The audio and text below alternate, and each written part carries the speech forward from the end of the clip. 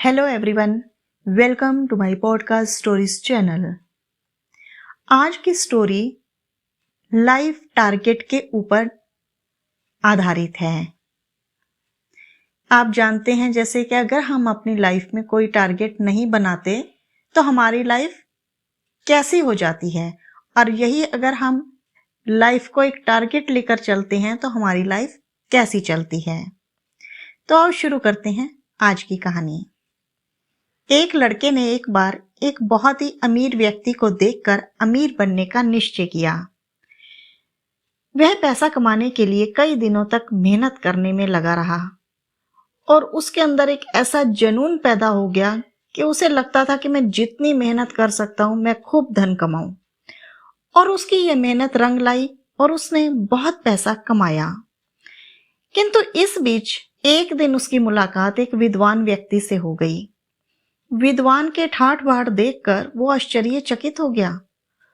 उसे लगा कि उसको बजाय मेहनत करने के इस विद्वान की तरह बन जाना चाहिए, और वो अगले ही दिन धन कमाना छोड़ के पढ़ाई लिखाई में अपना मन लगाने लगा, क्योंकि उसके मन में आ गया था कि उसको उसकी तरह विद्वान बनना है। वो अभी कुछ अक्षर ही सीख पाया था कि इस बीच उसकी मुलाकात एक म्यूजिशियन से हो गई।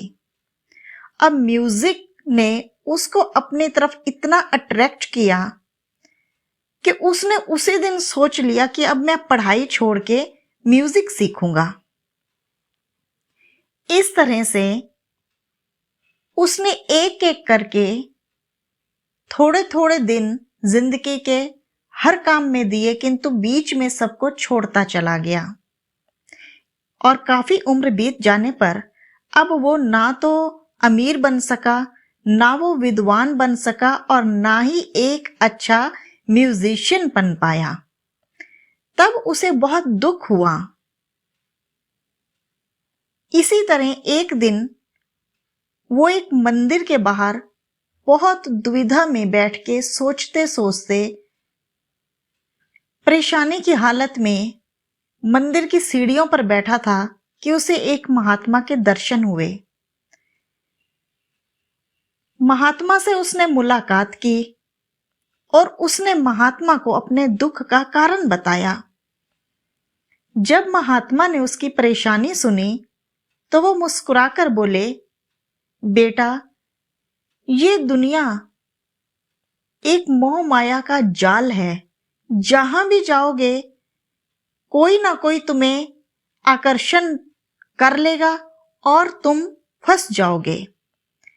इसीलिए तुम एक निश्चय करो, एक फैसला लो कि तुम्हें जिंदगी में क्या करना है, फिर उस पर अमल करते रहो। तुम्हें सफलता अवश्य प्राप्त होगी। नहीं तो दुनिया के झमेलों में यूं ही उलझे रहोगे और बार बार अपने स्वभाव और अपने शौक के कारण जो तुम बदलाव लाते हो उससे तुम जिंदगी में कोई उन्नति नहीं कर पाओगे।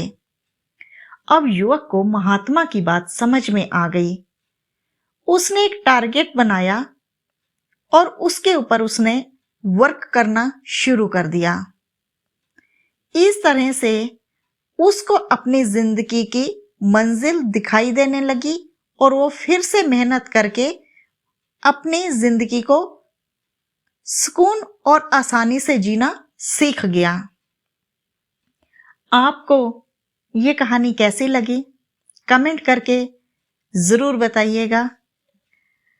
लाइक और शेयर कर दीजिएगा, और चैनल को अभी तक आपने सब्सक्राइब ना किया हो तो सब्सक्राइब कर दीजिएगा, ताकि आपको अगली नोटिफिकेशन स्टोरी की मिलती रहे।